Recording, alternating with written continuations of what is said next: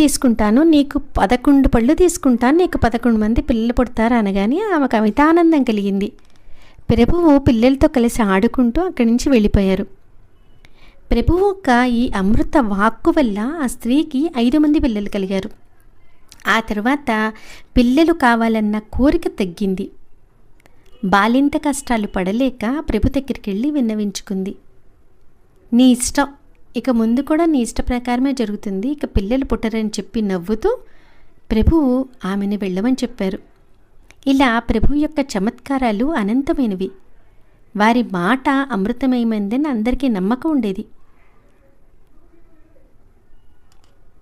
అప్పారావు గారు హైదరాబాద్ నగరంలో నిజాం ప్రభుత్వ సైన్యానికి చెందిన అరబ్బుల కంపెనీలో జమాదారుగా ఉండేవారు. ఆయన బ్రాహ్మణ జాతీయుడు. మనస్సు మంచిది. వారి భార్య పేరు భీమాబాయి. భీమాబాయికి పిల్లలు కావాలని ఎన్నో